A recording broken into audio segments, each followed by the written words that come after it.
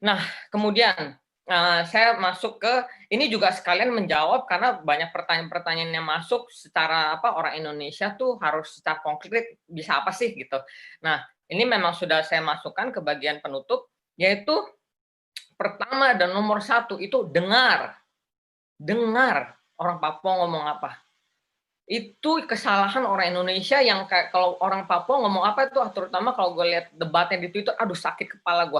Orang Papua udah jawab terus kayak didebatin gitu, seolah-olah lu paham rasanya jadi orang Papua gitu. Nah jangan kayak gitu. Jadi listen, talk less gitu. Nah cukup dengan dari apa dengar kayak kemudian lu seolah-olah kayak punya insights yang berbeda, lu punya pendapat yang berbeda dengan cara memandang suatu hal. Karena orang Papua udah bilang A, lu bilang tapi B, lu bukan orang Papua, lu diem gitu. Nah kemudian jadi itu kayak peraturan nomor satu ya itu. Kemudian kayak misalnya klise nih ya, menurut gue ini yang banyak gue temui dan itu sangat nggak etis menurut gue kayak, oh nggak mungkin, itu kan dulu zaman Orba kayak begitu, sekarang kan sudah zaman reformasi, sudah tidak ada. Ya buktinya masih ada, lu aja jadi korban propaganda pemerintah. Nah jadi ketika orang Papua nih, kayak tadi sudah bilang ya, Narsum, mereka masih jadi korban rasisme kayak gitu-gitu, dengerin, jangan lu debat, gitu. Nah, kemudian juga tanya ya pas nggak tahu kalau misalnya ada yang uh, jadi jangan sotoy, jangan bikin asumsi-asumsi analisa dari lu kacamata orang Indonesia. Lu nggak boleh kayak ketika lu walaupun maksud lu baik nih ya, mengamplifikasi struggle orang Papua gitu. Maksud lu baik, tapi lu nggak boleh bikin asumsi dengan analisa dari kacamata lu karena lu nggak tahu rasanya jadi orang Papua. Kalau lu mau amplifikasi, lu harus menggunakan apa yang memang sudah dikatakan oleh orang Papua gitu. Nah, kemudian apalagi nih yang paling gila nih kalau seolah-olah kayak color blindness. Itu yang kayak ini orang-orang entitled yang privilege banget sering kayak bilang udah nggak ada rasisme, ini sudah 2020, oh ini Bhinneka Tunggal Ika. Aduh indah banget dunia lu sob gitu. Nah tapi buktinya orang Papua bilang masih ada rasisme. Kalau lu bukan minoritas, lu nggak berhak bilang nggak ada rasisme karena lu bukan yang mengalami. Jadi biarkan orang yang kelompok minoritas bilang mereka saya mengalami rasisme, ya itulah faktanya gitu. Nah, kemudian konkret lagi, lu nggak cukup di tidak rasis, lu harus menyuarakan itu. Jadi kenapa pelanggaran HAM di Papua tuh sangat buruk? Karena lu diem yang nonton nih, karena lu diem. Nah jadi nggak cukup dengan lu jadi gue nggak rasis kayak gitu-gitu dan kayak misalnya yang banyak juga kayak gue punya temen orang Papua 2 di kampus kayak gitu-gitu. No bitch, lu punya temen orang Papua nggak berarti otomatis lu nggak rasis. Jadi lu harus kayak apa ya pelajari lebih dalam lagi gitu. Kemudian juga ikut suarakan, ikut suara. Jadi gue paham yang kayak kalau misalnya mungkin orang Indonesia kayak bingung, aduh isu Papua nggak tahu apa namanya harus pelajari dulu, jadi ya nggak ngomong. Kita tidak minta lu ngomong atas penontonan itu. Kita juga paham bahwa negara ini, pemerintah ini secara sistematis sejak tahun 1960-an sudah mengunci informasi apa yang terjadi di Papua. Itu Papua itu salah satu wilayah yang paling ditutup di dunia. Lu bisa lebih tahu perang di Suriah daripada di Papua. Serius. Nah, lu coba aja Google internet kan. Nah, jadi itu bukan salah lu, tapi sekarang coba edukasi diri lu sendiri. Kemudian kayak kalau misalnya soal pelanggaran HAM nih ya, jangan dengar, jangan baca berita mainstream. Media mainstream itu kerjanya cuma copy paste rilis dari aparat keamanan. Sedangkan aparat keamanan adalah pelaku pelanggaran HAM utama di Papua. Logika aja, dengerin mereka apa enggak gitu kan. Karena kejadian insiden di Papua itu selalu ada dua versi, minimal dua versi, versi aparat sama versi orang Papua. Nah, lu harus supaya dapat info berimbang, itu baca di Suara Papua dan tabloid Jubi dan Suara Papua yaitu dua.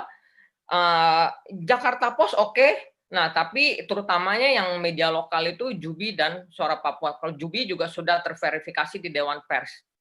Nah, jadi itu supaya untuk kalian ada info berimbang, dan gue pikir kalau misalnya kalian masih pikir-pikir soal posisi hak atas penonton sendiri, tapi kalau pas itu nggak ada justifikasi, oh itu dia kayak kayak misalnya nih, ada orang Papua ditembak mati. Kemudian ada yang bilang, "Oh itu tapi itu kan OPM." Ya terus, emang OPM terus boleh main main dibunuh? Ya disitulah otak lu rasis, seolah-olah mereka itu bukan manusia, itu cuma binatang, nyawanya gampang aja. Ya kalau itu stigma. Nah, jadi dan kalau OPM pun ya seperti gue bilang, itu ya harus itu namanya pembunuhan kilat gitu kan. Nah, jadi kayak sebenarnya kalau mau call out pelanggaran HAM itu tidak rumit gitu. Gue paham sekarang juga dunia maya Indonesia tuh sekarang lagi ngeri banget dikit-dikit UU ITE. Nah, jadi gue saran nih, kita kan perlu bersuara. Sarannya nih gue nih dari biar aman, quote kalau misal media sosial anggap nih Twitter aja, jadi quote berita yang link berita atau ada ini tweetnya si provokator yang sekarang DPO tuh, lu boleh tuh quote tweetnya, kemudian lu bilang yang kayak usut, minta investigasi tuntas atas insiden tersebut gitu. Nah jadi kan lu bukan pemilik konten isi ininya, jadi kan lu nggak bakal bisa dikatain hoax. Nah terus kan minta investigasi, usut tuntas itu kan bahasa yang netral gitu kan. Nah jadi itu yang harus harus mulai bersuara gitu. Pemerintah bisa, negara bisa kayak gini ke orang Papua karena rakyatnya diam, kayak seolah-olah kayak nggak ada yang ribut ini gitu. Nah juga dengan kalau misalnya kita rakyat itu mulai bersuara, media ini yang pemalas jadi terpaksa jadi harus mau nggak mau mereka akan kirim narasumber ke Papua gitu, nggak hanya main copy paste rilis dari aparat.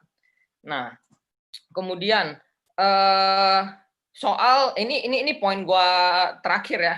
Enggak, ada lagi.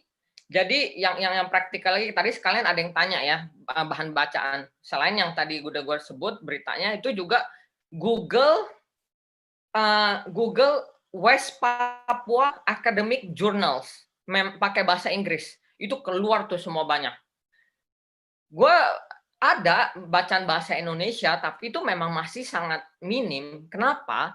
Karena negara ini sudah menutup informasi kayak tabu banget di Indonesia tuh kayak kayak nggak tahu apa-apa sendiri.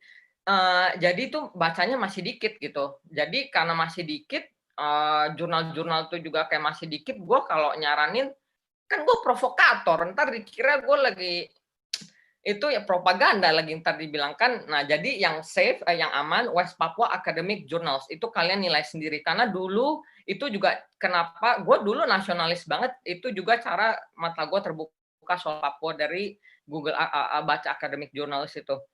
Nah, kemudian poin gue terakhir adalah soal bagaimana apa ya, ini masih yang kayak tadi ya, soal kayak kita nggak minta lu buru-buru bersikap soal hak atas menentukan nasib sendiri.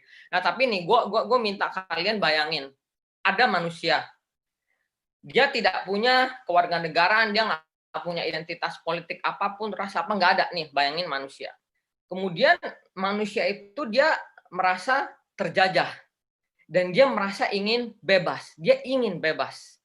Nah itu bisa nggak ketemu kontranya di mana gitu? Nah, kayak kayak itu kan jadi tuh keinginan hak atas menentukan nasib sendiri, keinginan untuk bebas itu adalah sampai jus cogens itu adalah norma paling tinggi di hukum internasional yang tidak bisa ditawar-tawar. Karena memang tidak ada kontranya apa? Orang pengen merdeka apa salahnya? Nah, kemudian sekarang kalian masukkan, lekatkan identitas NKRI dan Papua di manusia itu. Lah, kok berubah posisi lo?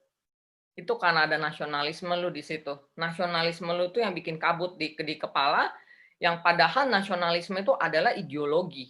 Lu boleh berideologi, kenapa orang nggak boleh berideologi lain gitu? Kenapa kalau orang berideologi lain lantas dia harkat martabat menjadi manusianya jadi beda? Dan bahkan itu sebenarnya dia bukan ideologi, itu adalah hak yang yang fundamental, keinginan untuk bebas. Nah, jadi itulah untuk maksud saya tuh untuk stigma-stigma bahwa OPM mengerikan kayak apa-apa, mereka cuma pengen bebas gitu. Jadi karena menurut saya penting juga diluruskan, kacamata soal stigma OPM ini, karena itu yang berperan sangat besar bagi di rasismenya orang Indonesia yang kayak gue baca di sosmed tuh, aduh seolah-olah kalau OPM ya udah gitu kan tinggal dibunuh apa-apa segala macam. Nah, disitulah